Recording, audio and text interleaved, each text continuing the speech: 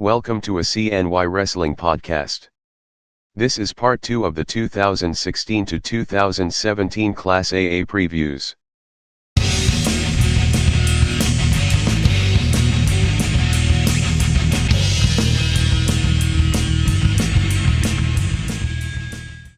What's up, everyone? Welcome to another CNY Wrestling podcast. This one is going to be dedicated to part 2 of the 2016-2017 Section 3 Class AA previews.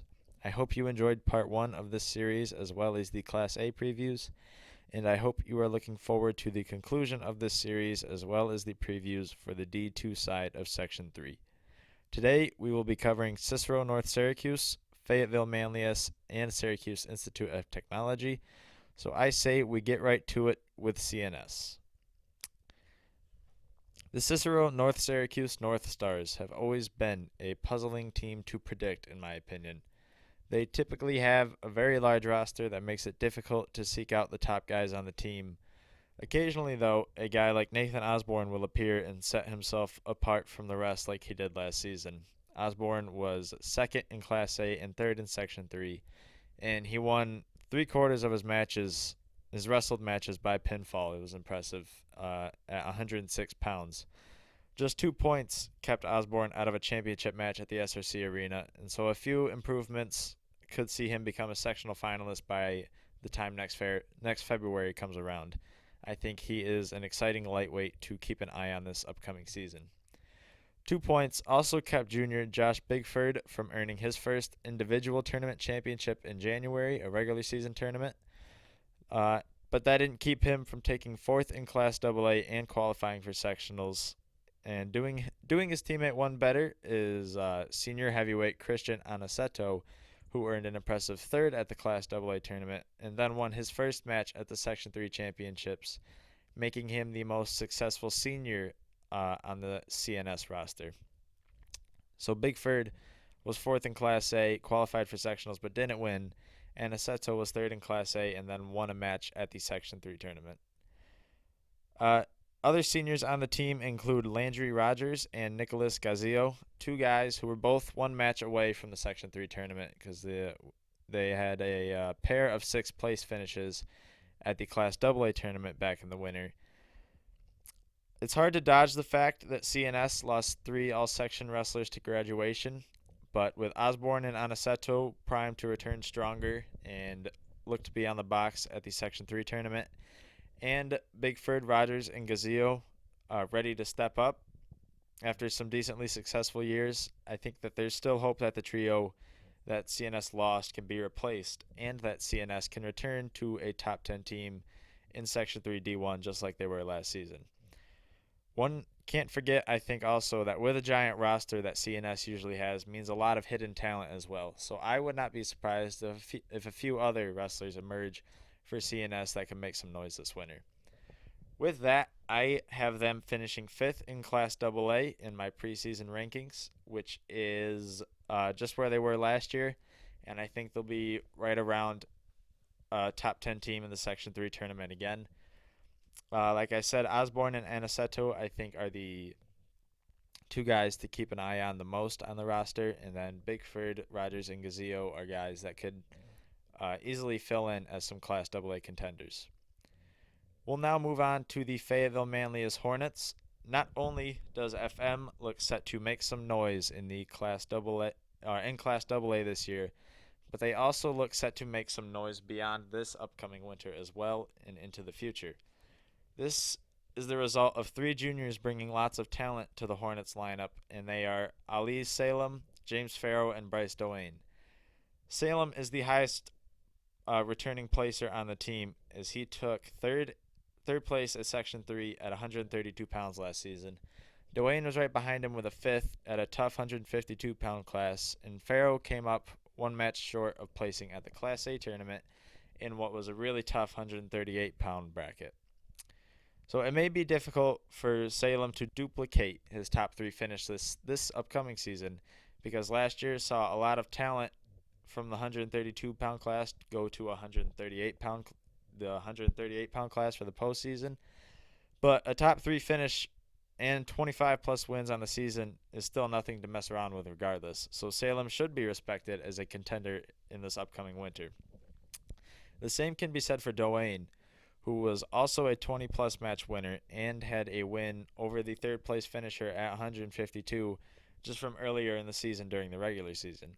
So look for both guys to continue to improve for this year and their senior year, and Lead FM along with Pharaoh to continue improving Lead FM into the future and just continue to make improvements year by year. Also helping aim the Hornets towards a positive future is sophomore Braden Florzik. Florzik impressed a lot of people this winter when he went a reported 24-9 and was a Class AA runner-up in just his first season on varsity. And then he topped it off with a 5th place finish at the SRC Arena in February.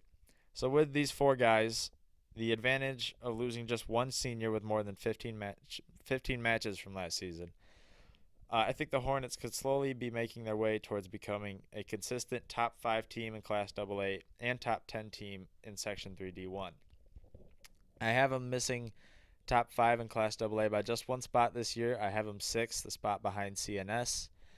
I think Salem and Doane are going to be exciting guys to watch and see how they perform.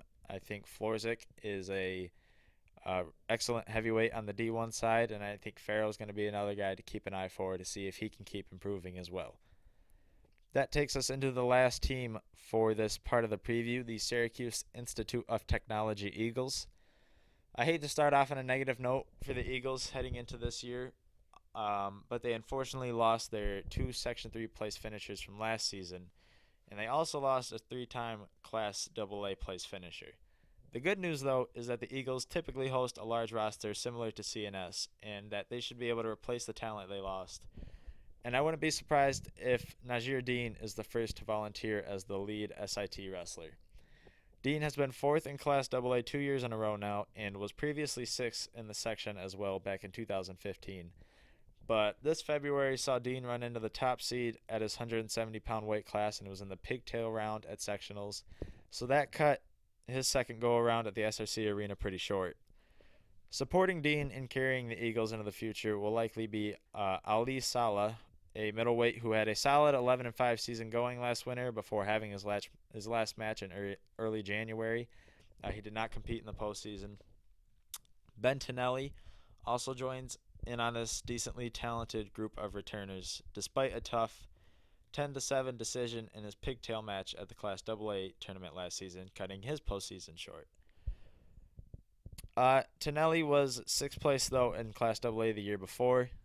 What's even better for SIT all around is that all 3 guys that I just mentioned are seniors. And while some may say that's worse, I think it's better here because they're all going to bring decent experience with the SIT program and Section 3 experience as well in the postseason. I think that's going to be a big help for them. Add the experience and the improvements that they're sure to make with the advancement of a year. Dean, Salah, and Tonelli could be the highlights among the surplus of wrestlers the Eagles usually have. But with that surplus of wrestlers, like I mentioned with CNS, be watching out for more guys to emerge and earn results similar to those 3 that they have had in the past. I have SIT actually bumping up a spot in the Class AA tournament because I'm going to have them finishing 8th in my preseason rankings. They were 9th last year. I think that Dean will be a guy to watch out for, and then I think Salah and Tonelli, they're kind of, I guess I would call them X factors in that they could really help out SIT in the program, especially if they can improve on what they had last year. So with that, that concludes the part 2 of the Class AA previews. We just discussed CNS, SIT, and also FM, and they're all going to bring some exceptional wrestlers to the D1 side of Section 3 and Class A or Class AA inside of Section 3. So I hope that you enjoyed this preview. Make sure to come back for part 3. We'll be wrapping up the Class AA previews with Liverpool, RFA, and West Genesee. As always, like I said, I hope you enjoy, and I hope to see you next time. You heard about him last video. So check out Baldwinsville wrestler Jeremy Pond's interview in the CNY Wrestling forums. Check back on October 17th for part 3 of the Class AA previews.